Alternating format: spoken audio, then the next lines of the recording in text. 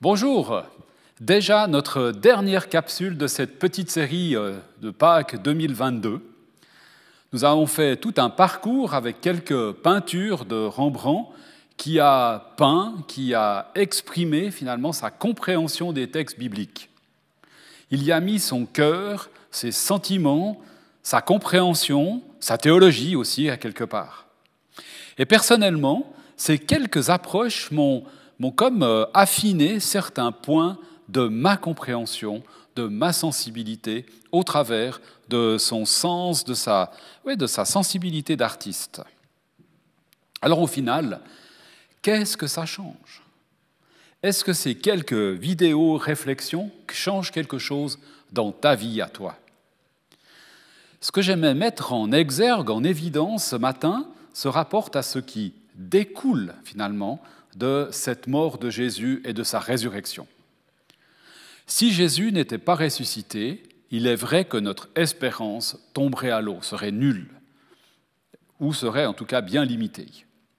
Et le fait même de sa résurrection ouvre une série de possibles intéressants. Quelques passages bibliques et paroles de Jésus vont nous accompagner dans cette réflexion.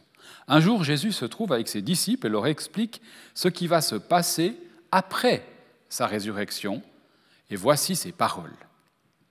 Jean 14, à partir du verset 1. « Ne soyez pas troublés, leur dit Jésus. Vous avez confiance en Dieu. Ayez aussi confiance en moi. Il y a beaucoup de lieux où demeurer dans la maison de mon Père, sinon, vous aurais-je dit que je vais vous préparer une place ?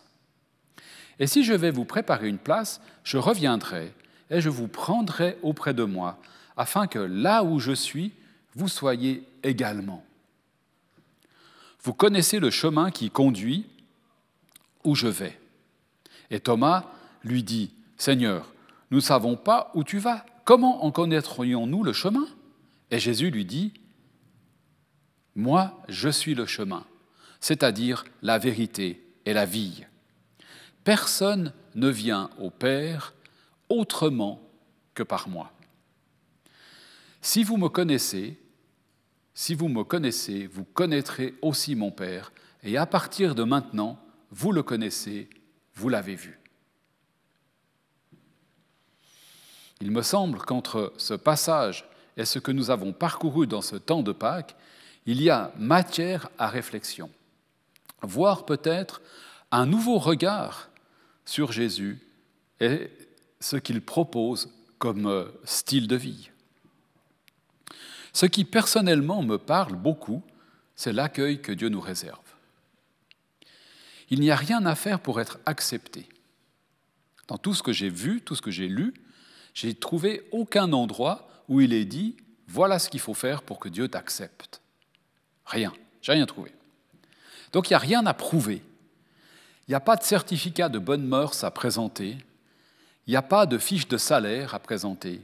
Il n'y a pas d'extrait de casier judiciaire à présenter. Rien ne peut me faire accepter par Dieu et rien ne peut m'exclure de son accueil. Il me dit simplement, il te dit simplement, viens comme tu es. Vous l'avez déjà entendu dans ma bouche, ces paroles. Viens comme tu es. Et comme dans l'histoire du jeune homme qui vient à Jésus, il nous dit « Viens, viens, Dieu m'accueille, t'accueille comme tu es. » Et puis il te dit ensuite « Suis-moi.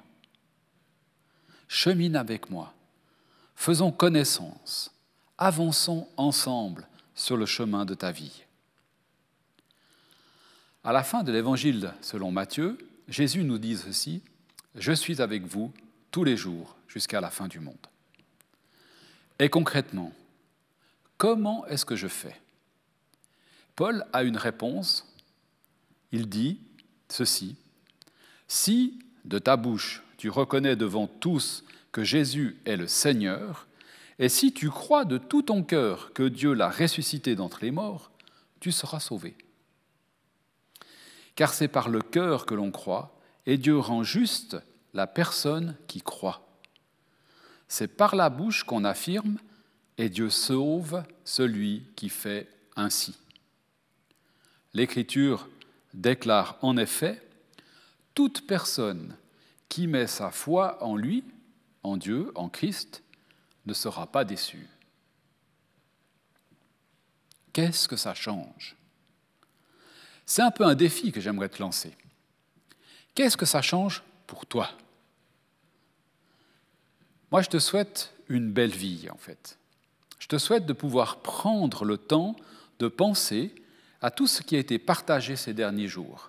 On a vu pas mal de choses sur le chemin que Jésus a parcouru ces derniers jours, avant sa mort, avant Pâques, avant sa résurrection, qu'on a fêtée hier. Et surtout, toute notre équipe reste à ta disposition si tu as des questions, une remarque, quelque chose que tu as envie de partager. Sache que nous sommes là pour t'accueillir. Nos portes sont ouvertes aussi tous les dimanches, si tu as envie de venir expérimenter Dieu avec nous. Nous sommes toutes et tous en chemin, sans prétention d'être mieux ou moins bien que d'autres. Nous sommes toutes et tous au bénéfice de l'accueil et de l'amour inconditionnel de Dieu.